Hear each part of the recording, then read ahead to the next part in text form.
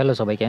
আজকে আমি তোমাদের ক্লাস 9 এর যে সান্দ্রতা অর্থাৎ ভিসকোসিটি রয়েছে সেটা নিয়ে আলোচনা করব। তো এই যে সান্দ্রতা জিনিসটা কি সেটা তোমরা সবাই লক্ষ্য করেছো যে আমরা যদি একটা বালতির মধ্যে জল রাখি এবং জল রাখার পরে যদি ওর মধ্যে ১-২ ফোঁটা রং ফেলে দিই তাহলে দেখবে এবং জলটাকে যদি আমি নাড়াই তাহলে দেখবে যে জলটা বেশি পরিমাণে ঘুরছে কিন্তু রংটা অল্প পরিমাণে ঘুরছে।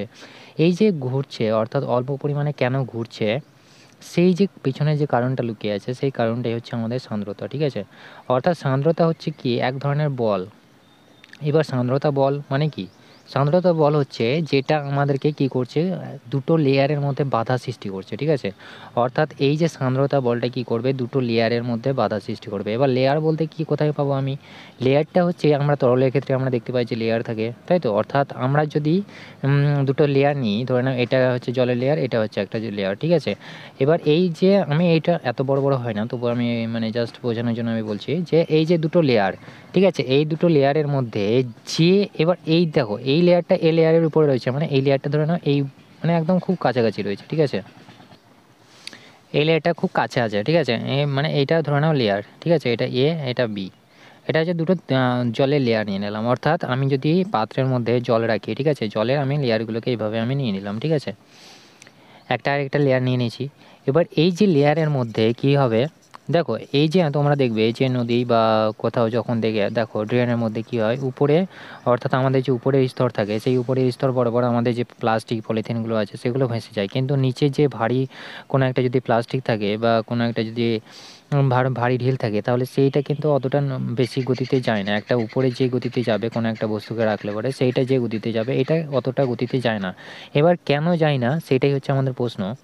দেখো আমরা সবাই জানি যখন আমরা কিসের সাহায্যে হাঁটতে পারি, আমরা যে হাঁটাচলা করতে পারি অর্থাৎ হাঁটার সময় কেন আমাকে বল প্রয়োগ করতে হয়? একটা পিচ্ছিল জায়গাতে আমি যখন মানে হাঁটি বা হাঁটার চেষ্টা করি, বৃষ্টি হওয়ার পর দেখবে যে অনেক জায়গায় কী থেকে পিচ্ছিল থাকে, সেই জায়গায় কী হয় আমরা যদি হাঁটার চেষ্টা করি তাহলে সেই জায়গায় পিচ্ছিল খেয়ে পড়ে যাই।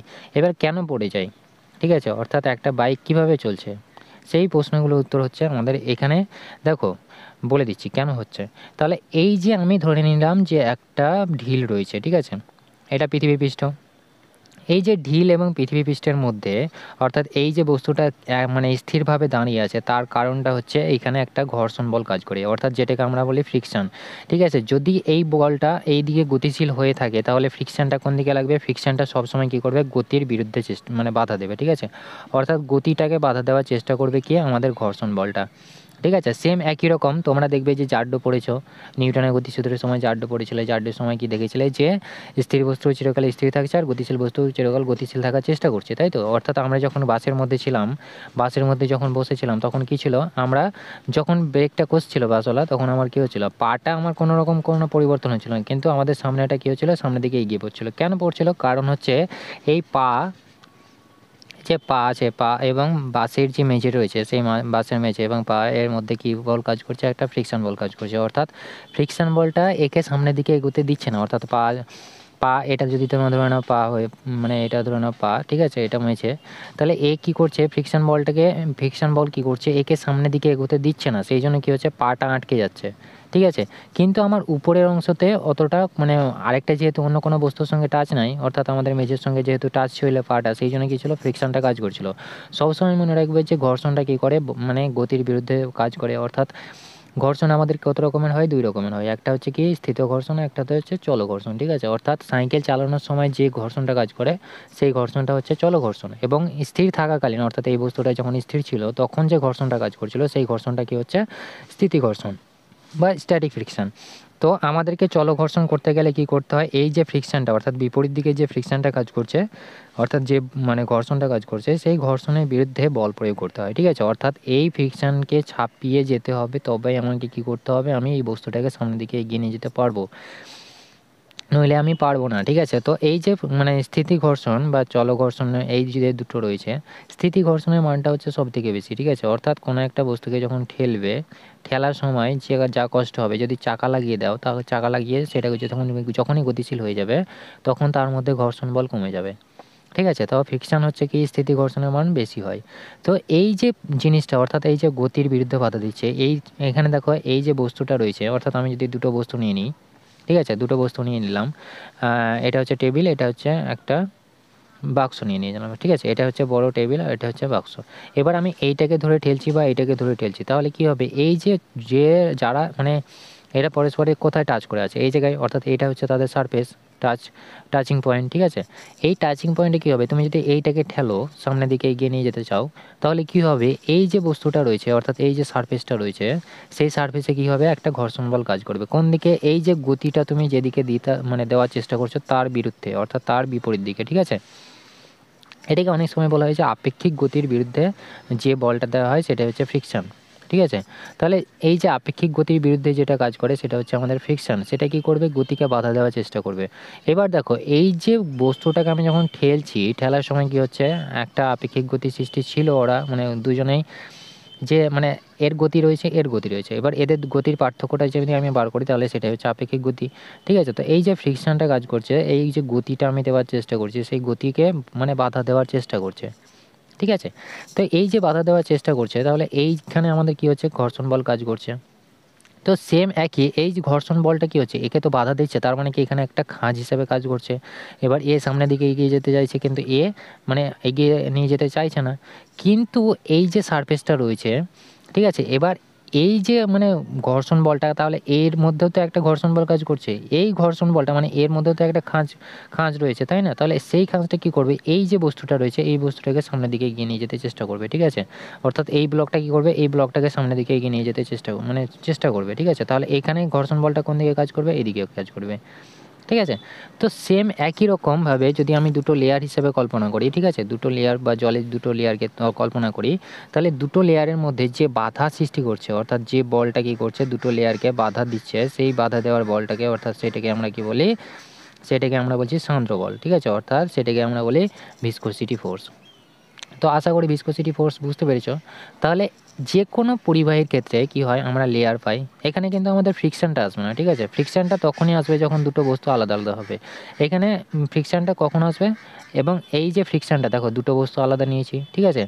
আলাদা বস্তুর মধ্যে কী হবে, ফ্রিকশানটা কাজ করবে। কিন্তু এখানে তো তরল আমি নিয়েছি, তার মানে কি এটাও একটা লেয়ার, এটাও একটা লেয়ার। সেটা কিসের লেয়ার, সেটা তো তরলেরই লেয়ার। তাহলে দুটো লেয়ারের মধ্যে কী হচ্ছে, দুটো লেয়ারের মধ্যে যে বলটা কাজ করে সেই বলটাকে আমরা কী বলি, সান্দ্র বল, ঠিক আছে? তাহলে এখানে দুটো লেয়ার হচ্ছে, তার মানে কি এই লেয়ারটা যদি সামনের দিকে এগিয়ে যেতে চাই, বা এই লেয়ারটা ধরে নাও সামনের দিকে এগিয়ে যেতে চাইছে, তাহলে একে বাধা দেবে কে, এই বিপরীতে একটা বল, ঠিক আছে? অর্থাৎ এদের যে গতি রয়েছে, গতির বিরুদ্ধে কী হচ্ছে, যে বলটা বাধা দিচ্ছে সেই বলটাকে আমরা কী বলি, সান্দ্র বল বা সান্দ্রতা, ঠিক আছে? তো এই যে সান্দ্রতা কী কী বিষয়ের উপর নির্ভর করে, দেখো, এই যে আমি একটা ধরে নাও, একটা পাত্রের মধ্যে মধু রয়েছে, মধু বা রং যে কোনো একটা নিয়ে নাও, ঠিক আছে? ওই তুলনায়, মধুর তুলনায়, বা যদি আমি আলকাতরা নিয়ে নিই, সেই আলকাতরা যদি আমি জলের উপর দিই, তাহলে কী হবে, জলটাকে যখন আমি নাড়াবো, এটা ধরে নাও আলকাতরা, ঠিক আছে? আলকাতরা, তাহলে এই আলকাতরাকে কী করব, যদি আমি জলের মধ্যে নাড়াই, অর্থাৎ জলের মধ্যে ফেলে দিলাম, ফেলে দেওয়ার পরে যদি আমি নাড়াই এটাকে, তাহলে দেখবে যে আলকাতরাটা কম পরিমাণে ঘুরছে। অর্থাৎ এই যে সান্দ্র বলটা তাহলে কী হচ্ছে, সান্দ্র বলটা বেশি হয়ে যাচ্ছে, অর্থাৎ বাধা দেওয়ার ক্ষমতা বেশি হয়ে যাচ্ছে, সেই জন্য কী হচ্ছে, আলকাতরাটা কম ঘুরছে, ঠিক আছে? অর্থাৎ এর বেগ কমে যাচ্ছে। তাহলে এই যে বেগ, এবার তোমার মনের মধ্যে প্রশ্ন আসতে পারে যে আমার এই যে সমুদ্রের নিচের তলদেশে যে মানে বড় বড় যদি ঢিল থাকে, তাহলে সেইগুলো কেন নড়ে যায় না, অর্থাৎ সেগুলো বেশি বেগে কেন যায় না, বা অর্থাৎ সেগুলো কেন সরে যায় না? ড্রেনের মধ্যে দেখবে যে উপরে কী হয়, উপরে যে প্লাস্টিকগুলো থাকে সেগুলো সহজেই ভেসে যেতে পারে, কিন্তু নিচের অংশে যে প্লাস্টিকগুলো থাকে সেগুলো কিন্তু ভেসে যেতে মানে পারে না অতটা।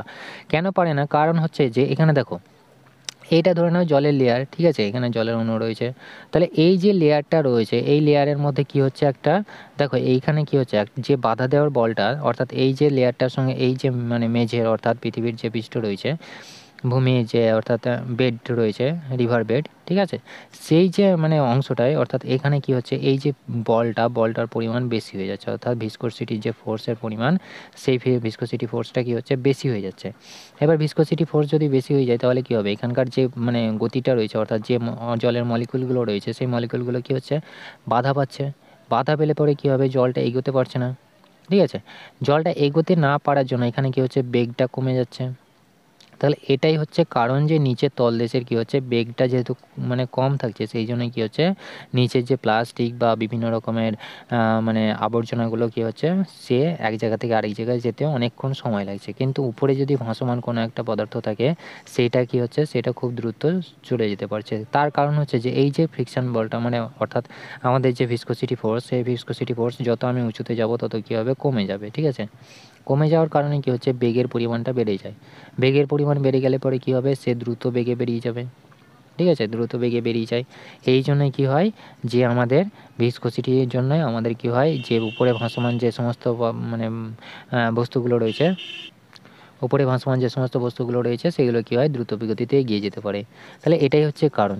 এরপরে আমাদের যদি মানে নির্ভরতা, ঠিক আছে, অর্থাৎ কোনো একটা বস্তু যদি ধরে নাও এই যে মধু বলছিলাম, মধু এবং জল নিয়েছি, ঠিক আছে। এবার এই দুটোর মধ্যে ধরে নাও একটা পাত্র, সেম একটা পাত্র নিয়েছি, এতটা পরিমাণে জল নিয়েছি। এবার সেম দুটোকে আমি কী করলাম, এটা হচ্ছে মধু, এটা হচ্ছে জল, ঠিক আছে। এবার বলো কোনটা বেশি ভারী হবে?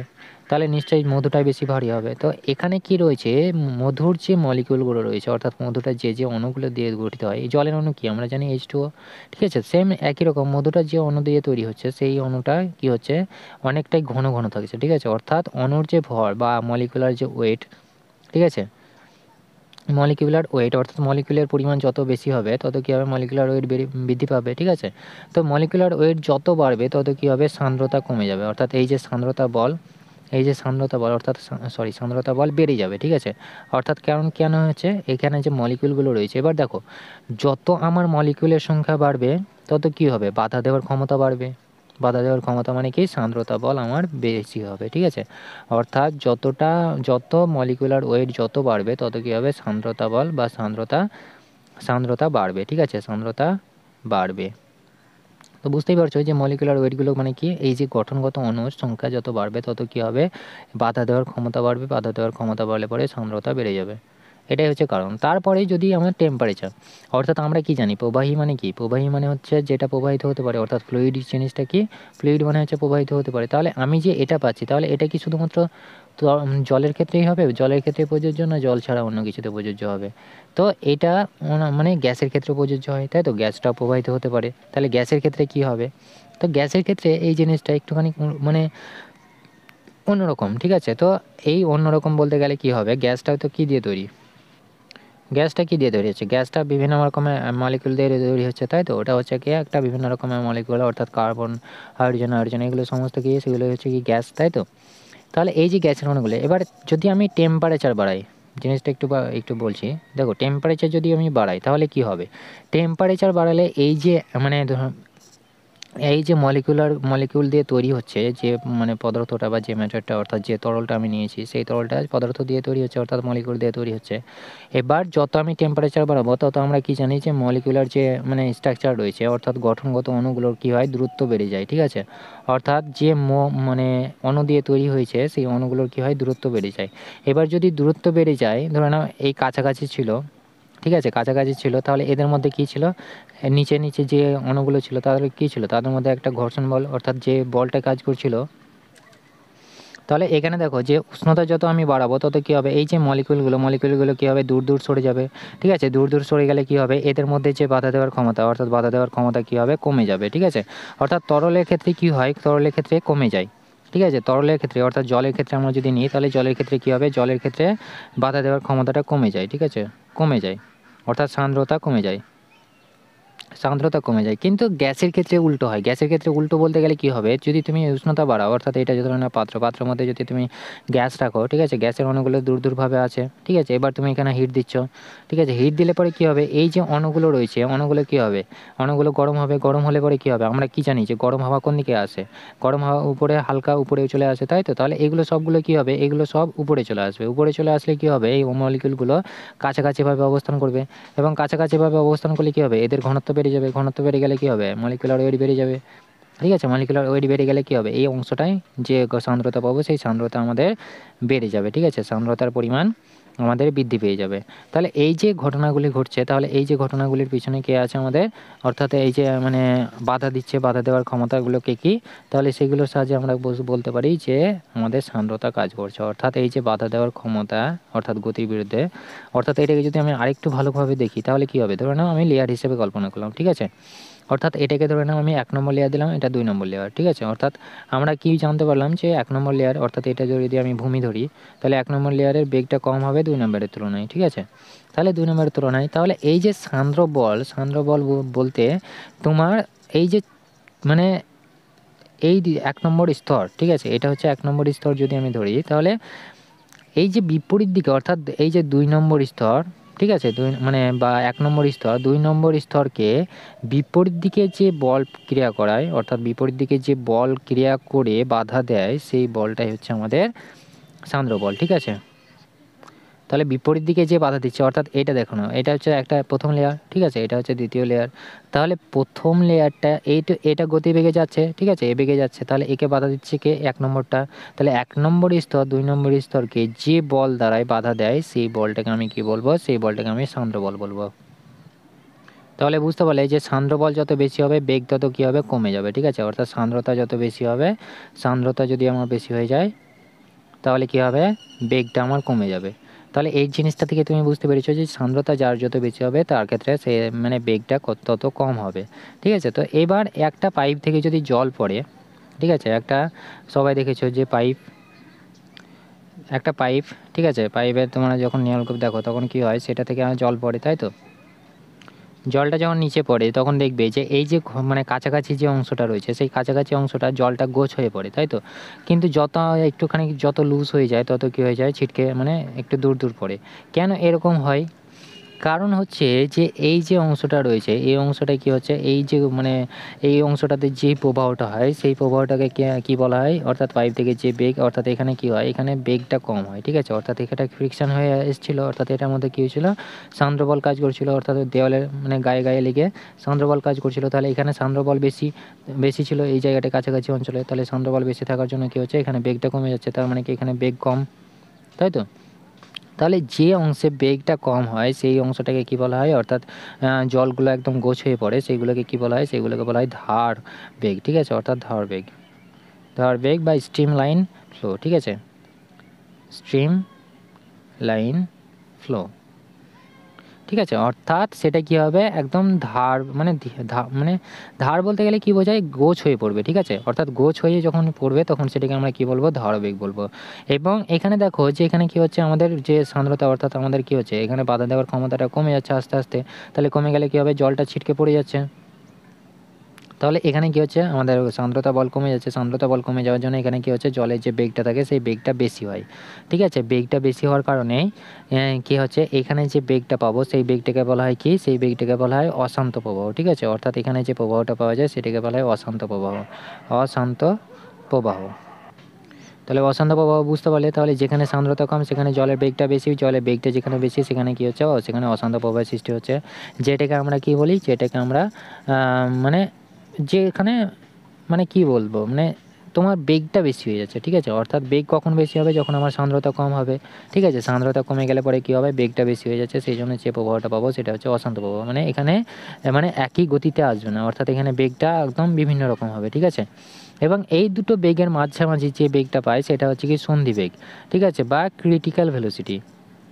সন্ধিবেগ অর্থাৎ যে বেগটা পেরোলে পরে কী হবে, অশান্ত প্রবাহ শুরু হয়ে যাবে, বা যে বেগটা, এটা হচ্ছে একদম ম্যাক্সিমাম বেগ, ঠিক আছে। অর্থাৎ এই বেগ থেকে বেশি হয়ে গেলে কী হবে, অশান্ত প্রবাহের সৃষ্টি হবে। তাহলে সেটাকে বলা হচ্ছে কি আমাদের ক্রিটিক্যাল ভেলোসিটি, ঠিক আছে। অর্থাৎ সন্ধিবেগটাকে কী বলা হয়, ক্রিটিক্যাল ভেলোসিটি। তাহলে ক্রিটিক্যাল ভেলোসিটি বুঝতে পারলে, তাহলে যে বেগে কী হবে, অশান্ত প্রবাহের সৃষ্টি হওয়ার সম্ভাবনা খুব বেশি, ঠিক আছে, কিন্তু অশান্ত প্রবাহ হচ্ছে না, অর্থাৎ ম্যাক্সিমাম বেগ যেটা একটুখানি বেশি হলে পরে কী হবে, অশান্ত প্রবাহের সৃষ্টি হবে, সেই বেগটাকে আমি কী বলবো, সেই বেগটাকে আমি কী বলবো, সন্ধিবেগ বলবো, ঠিক আছে। অর্থাৎ ক্রিটিক্যাল ভেলোসিটি।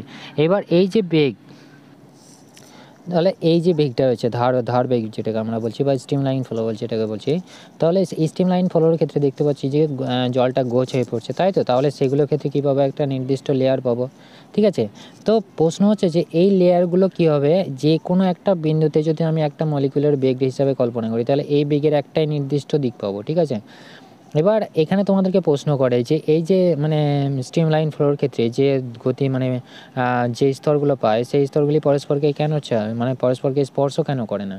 দেখো, যদি এইটা পরস্পরকে স্পর্শ করতো তাহলে এই যে পয়েন্টটাতে আমি কী পেতাম, ধরে নাও এই বরাবর স্পর্শ করলো, তাহলে এই দিক বরাবর আমি বেগের অভিমুখ পেতাম, আবার এই দিক বরাবর বেগের অভিমুখ পেতাম, তাহলে দুটো অভিমুখ পেতাম বেগের, তাই তো? এই পয়েন্টটাতে যদি স্পর্শ করতো তো, তাহলে এটাই হচ্ছে কারণ যে আমাদের যদি দুটি ধারবেগ বা ধারবেগের ক্ষেত্রে আমরা যদি দেখি, তাহলে দুটি ধারবেগ পরস্পরকে টাচ করে না বা স্পর্শ করে না। কেন স্পর্শ করে না? কারণ হচ্ছে যদি স্পর্শ করতো তাহলে আমরা জলের যে অভিমুখ পেতাম, অর্থাৎ জলের প্রবাহের যে অভিমুখ পেতাম, সেই অভিমুখটা কী হতো? বেগের দুটি দিক পাওয়া যেত, ঠিক আছে? অর্থাৎ সেই জলের বেগের দুটি অভিমুখ পাওয়া যেত একটা পয়েন্টে, ঠিক আছে? একটা নির্দিষ্ট জায়গায় দুটি অভিমুখ পাওয়া যেত, যেটা কখনোই সম্ভব নয়, ঠিক আছে? তাহলে এই জন্যে কী হয়, তারা পরস্পরকে কী করে না, পরস্পরকে টাচ করে না, ঠিক আছে? তো আশা করি বুঝতে পেরেছো। তাহলে এটাই হচ্ছে আমাদের কারণ যে দুটি ধাররেখা পরস্পরকে কেন টাচ করে না। তাহলে এই যে টাচ করলে পরে কী হতো? টাচ করলে পরে দুটো আমরা বেগের অভিমুখ পেতাম, ঠিক আছে? তো এটাই হচ্ছে আমাদের অ্যাকচুয়াল কারণ। তাহলে আমরা কী বুঝলাম যে সান্দ্রতা হচ্ছে একটা বল যেটা হচ্ছে কি বাধা সৃষ্টি করছে কোনটাকে, একটা স্তর থেকে আরেকটা স্তরকে মানে প্রবাহিত হতে বাধা দিচ্ছে। যেমন এখানে 1 নম্বর স্তর 2 নম্বর স্তরকে প্রবাহিত হতে বাধা দিচ্ছে, অর্থাৎ যে বিপরীতমুখী একটা বল প্রয়োগ করছে 1 নম্বর বল 1 নম্বর স্তর 2 নম্বর স্তরের উপর, সেই বলটাকে আমি কি বলছি?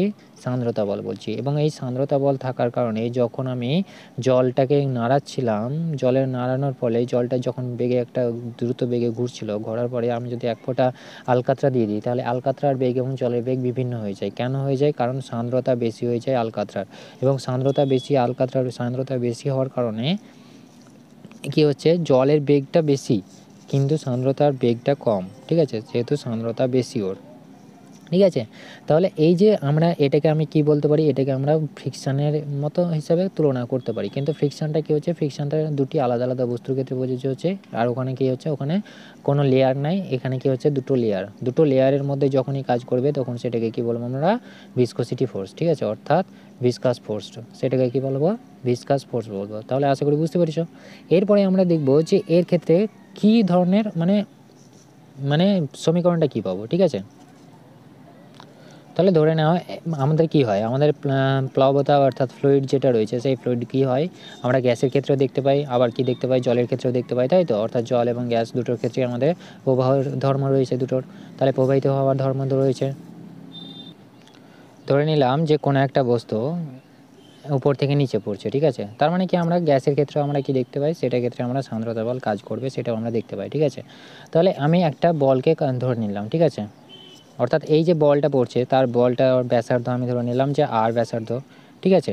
তো এই যে r ব্যাসার্ধের উপর নিচের দিকে আমাদের কী কাজ করছে? ওজন কাজ করছে, তাই তো? অর্থাৎ আমাদের যে মাধ্যাকর্ষণ বল সেটাই হচ্ছে আমাদের ওজনের সমান। উপর দিকেই কাজ করে, যদি আমি তরলের ক্ষেত্রে নিই তাহলে তরলের ক্ষেত্রে কী হয়? প্লবতা কাজ করে, ঠিক আছে? উপর দিকে আমাদের এই যে বলটা কাজ করে সেটা হচ্ছে প্লবতা।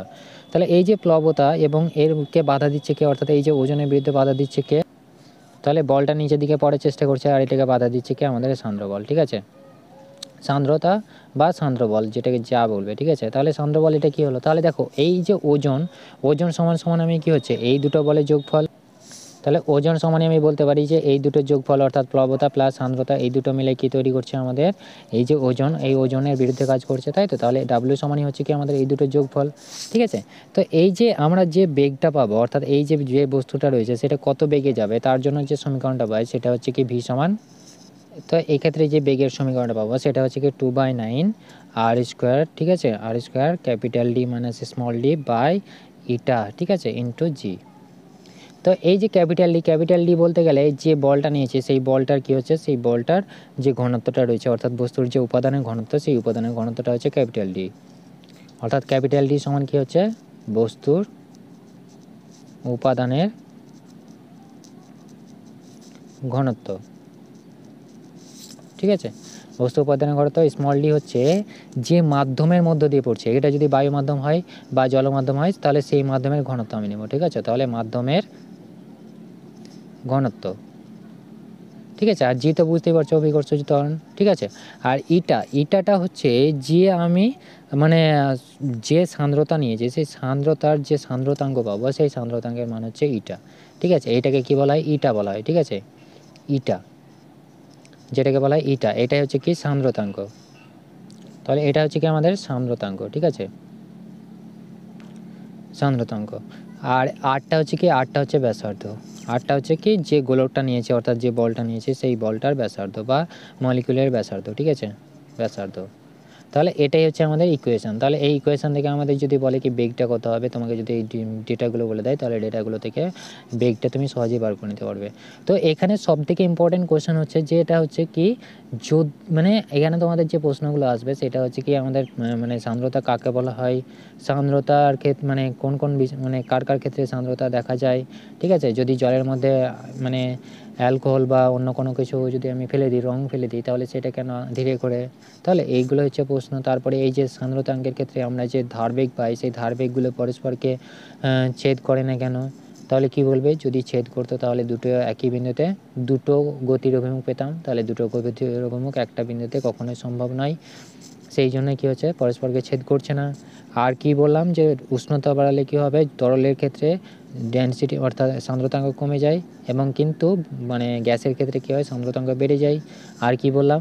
সান্দ্রতাঙ্ক যদি আমার উপাদানের যে মানে মলিকুলার ওয়েট যদি বেড়ে যায় অর্থাৎ অণুর সংখ্যা যদি বেড়ে যায় তাহলে কী হবে? সান্দ্রতাঙ্ক বেড়ে যাবে। অ্যাটমিক ওয়েট যদি বেড়ে যায়, ঠিক আছে, অ্যাটমিক ওয়েট বাড়লে পরে কী হবে? সান্দ্রতাঙ্ক বেড়ে যাবে, ঠিক আছে। তো এইগুলোই তোমাদেরকে জাস্ট মনে রাখতে হবে এবং এইগুলো ভালো করে পড়তে হবে, কারণ এখান থেকে প্রশ্ন আসে পরীক্ষাতে এবং কী কী প্রশ্ন আসে তোমাদেরকে বলে দিলাম মোটামুটি। আর জাস্ট সংজ্ঞাগুলো মনে রাখবে। সন্ধিবেগ কাকে বলা হয়? সন্ধিবেগ বলতে গেলে কী বোঝায়? যে বেগে কী হবে? ধারবেগ এবং অশান্ত যে প্রবাহটা আছে অশান্ত বেগ, সেই অশান্ত বেগের মধ্যে যে ডিফারেন্স বজায় রাখে, ঠিক আছে, সেই ডিফারেন্স বজায় রাখার যে বেগটা সেটাই হচ্ছে আমাদের ক্রিটিক্যাল বেগ। অর্থাৎ ধারবেগ যেটা রয়েছে, ঠিক আছে, ধারবেগ এবং যে ধারবেগ এবং কী হচ্ছে অশান্ত প্রবাহ যেটা রয়েছে, ঠিক আছে, অশান্ত প্রবাহ, সেই অশান্ত প্রবাহের মধ্যে যে মানে পার্থক্য যে বজায় রাখে অর্থাৎ এই যে দুটো বেগের মধ্যে পার্থক্য, সেই পার্থক্যটাকে বজায় রাখে কি আমাদের ক্রিটিক্যাল ভেলোসিটি, ঠিক আছে। তো এইগুলো হচ্ছে কি আমাদের সান্দ্রতাঙ্ক। তাহলে সান্দ্রতাঙ্ক কী হচ্ছে? সান্দ্রতাঙ্ক হচ্ছে দুটো লেয়ারের মধ্যে যে বিপরীতমুখী যে বলটা কাজ করছে সেই বিপরীতমুখী বলটাকে আমাদেরকে বলা হয় সান্দ্রতাঙ্ক বলা হয়। যে বিপরীতমুখী বলটা কাজ করে সেটাকে কী বলা হয়? সেটাকে বলা হয় সান্দ্রতা, ঠিক আছে। তো আশা করি বুঝতে পেরেছো। যদি কোনো ডাউট থাকে তাহলে আমাকে কমেন্ট বক্সে জানাও, অবশ্যই সলভ করার চেষ্টা করব। Thank you.